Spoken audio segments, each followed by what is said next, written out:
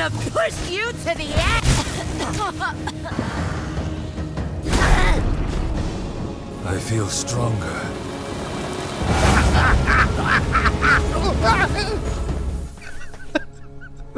Smooth, Greg. V Rising, a survival action role-playing game first released to players in early access in 2022, and since has seen a number of updates and additions to build out the experience of surviving as a recently awakened vampire, taking on a huge roster of bosses and building up a blood-sucking empire, teaming up with or battering other players to V-Rise to the top. No, not the begonias! As a player of the game since its early access release, and after playing through the game again last year with the Gloomrot update on our channel community server, V-Rising 1.0 became one of my most eagerly anticipated upcoming releases, being extremely excited to see what this full release of the game would bring, on top of the already deep and satisfying survival experience. So when developers Stunlock Studios reached out and offered to sponsor an early access adventure into this survival game's full offering, and on the condition that we could be as critical as we liked, even Simon Belmont himself couldn't stand in our way. Oh my god, he's in the game! And he's pissed! Has this blood-sucking title fallen face first into a garlic bush? Or has this full release capped off one of the best survival experiences around? Well, today we find out, and a massive thank you to Stunlock for sponsoring this look into V-Rising 1.0. When starting out, the player, as with most survival games, will have a choice of what kind of server they want to make their home. Official and community servers are available, all with their own options to customize a whole host of elements, from PvP rules to resource gathering rates. In the 1.0 release, a new difficulty is available by the way of the brutal difficulty, for even more challenge, which is crazy, as the base game already has some pretty vicious boss encounters. When jumping into a server, the first task will be crafting our own personalized vampire, from the typical moody underwear model looking types to more quirky alternatives, to say the least. But we need a hero for this journey, so must of course call upon the one and only Greg the Vampire, a man who seeks to glide through the shadows to victory, while also looking about as subtle as the heart attack most experience after glancing at him. Rising from our slumber, the early game of V-Rising, as you can imagine, is focused on getting to grips with the controls, as well as setting up the first base of operations for the player. V-Rising uses a Smash TV-esque mouse-controlled aiming system, as well as hotkeys for abilities and a dodge on a cooldown. Moving through and out of the graveyard, the game walks us through crafting our first gear to raise our gear score, as well as tracking down and sucking the blood of our first victim to showcase one of the game's core mechanics. In V-Rising, the player will be able to, once whittling down an enemy's health, extract their blood, and with it a set of buffs that differ depending on which type of blood they have. With these buffs not just assisting in combat, but also crafting and utility.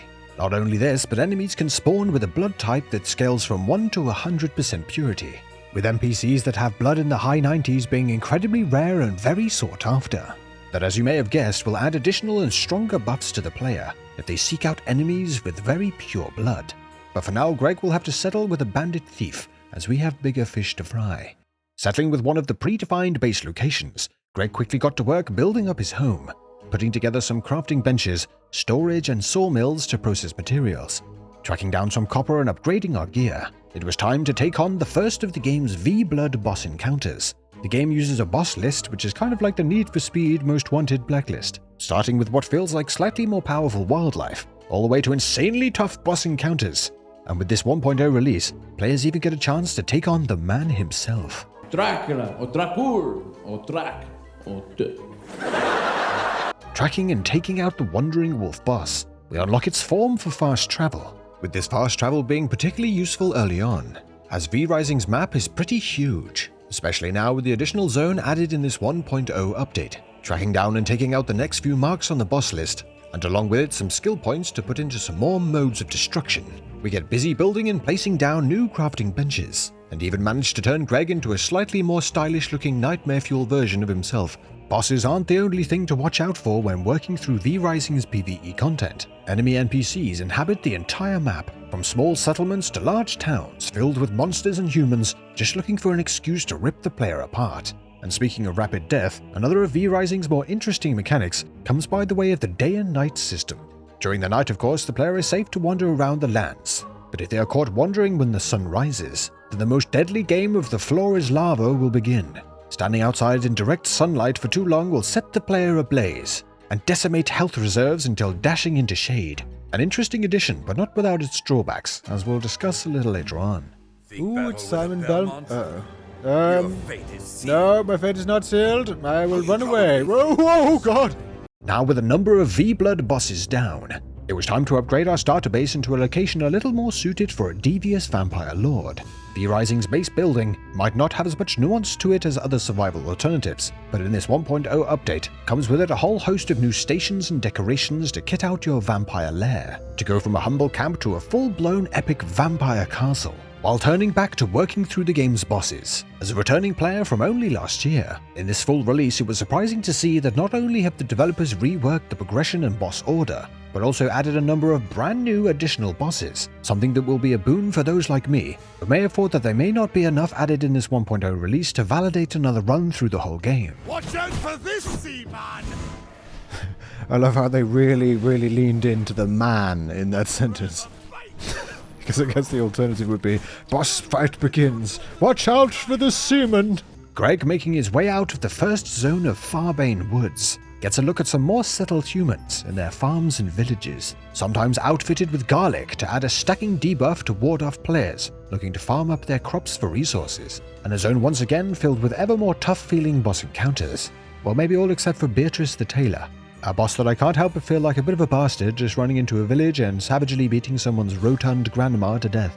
This being an act that seemingly brought some bad karma for old Greg, as while in the area's mines grabbing some iron, two higher-level wandering bosses ran into each other and started battling Monster Hunter style. Trying to use this as an opportunity, Greg snuck in while getting some hits on the loser of this battle, just to get snuffed out right at the last second. No! Oh my God! The gameplay loop in V-Rising, provided you're not in a highly active PvP server, will mainly be centered around collecting materials and building gear to get close to the level of the next tier of bosses, then using the blood tracking to track them down in the world and take them out for more unlocks. This of course while planning out and building up your vampire castle base of operations, unlocking more forms such as the bear form used to smash down human settlements, or later on the human form to allow players to blend in with humans, to grant them access into markets to buy goods, and even some larger human towns, wandering in dressed as some sort of burrito ninja. Crafting consumables such as magic and strength boosting potions are available, to go along with adding buffs to resistances, which becomes a must when taking on certain bosses, some of which are housed deep within areas protected by holy radiation, which must be offset by necking down a flask or potion to protect from it, and even being able to make some sun resistance potions, to allow the player to stand in direct sunlight a little longer before bursting into flames, particularly useful when taking on some of the game's roaming bosses. Oh God, here he comes again! Shut up! Laugh while you can, Belmont. I'll see you later. Now with a decent number of bosses dispatched, it was time to grab ourselves some house guests, something that V-Rising accommodates for in a couple of ways. First is the ability to take control of humans found out in the world and drag them back to the player's lair to convert them into thralls. Ooh, cutting it a bit fine, aren't we, Greg? Once converted, these NPCs can now be geared and sent out on their own missions to collect resources. Something great to have ticking over in the background while the player progresses, even if ours old Globbits seems to be more preoccupied attempting to kill the same deer wandering the grounds for what feels like an eternity. The second way the game lets the player bring home some lucky human friends is by taking them prisoner after building some cages to house them. This system once again feeds directly into gameplay, with the ability to extract blood providing the prisoner remains alive, a way to have a constant source of powerful blood as long as the player balances extracting it with feeding prisoners certain foods to keep them from dying. With access to the new crafting benches and materials, Greg's weapon options opened up, including one of the brand new additional weapons added to the game, the Whip, a great ranged option similar to the pistols, with a nice snare ability for crowd control, whereas the new longbow has more of a focus on hard-hitting ranged abilities. Two more offensive options to mix with the game's strong blood buffs for powerful builds. Ooh, baby, a 98. Now I just need to kill all of the little idiots around him, and then he will be mine. A 98! Oh my God, I might even be able to boost it to 100. Okay, almost got it. Now I just need to turn...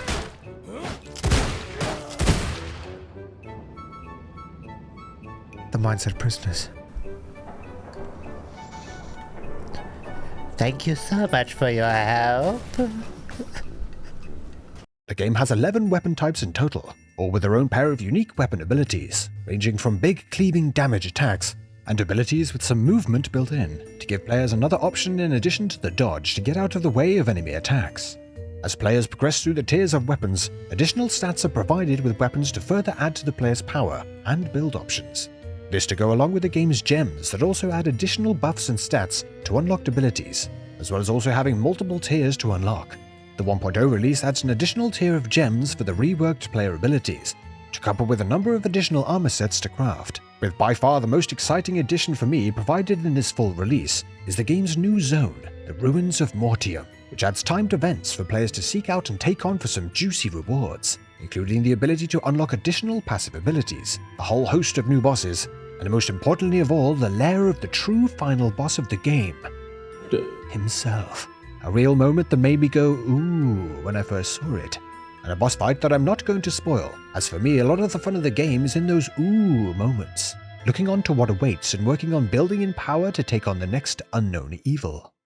When it comes to the game's PvP, players can build both siege equipment to smash enemy castles to pieces. Oh, that was an antique!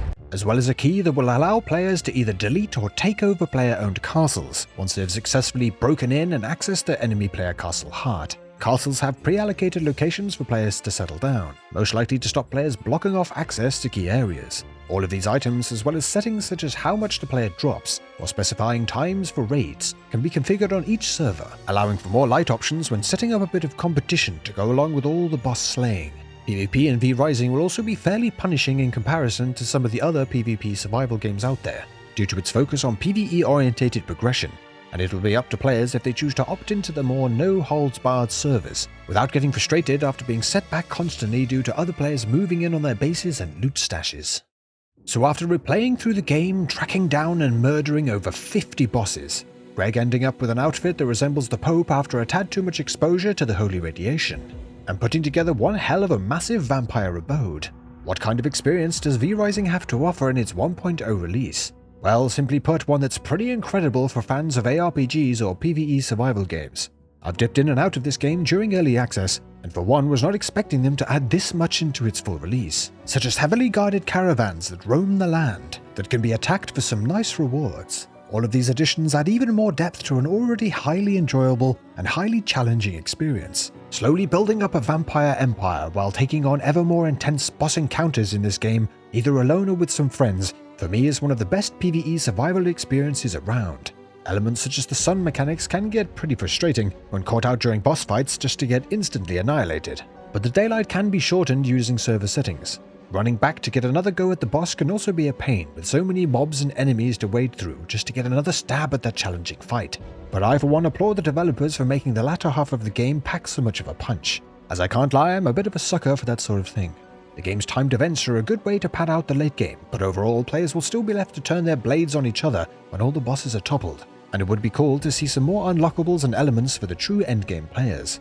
V-Rising is available to players right now on Steam for those looking to dive in, and will be coming to PS5 later this year, with both platforms being able to enjoy the Castlevania event, so you too can get manhandled by Simon Belmont, whether it's a huge list of foes to topple, or a battleground for some PvP and raiding other players. V-Rising in its 1.0 release has done exactly what I was hoping for, that being putting a blood-soaked cherry on top of its incredibly addictive, satisfying survival experience.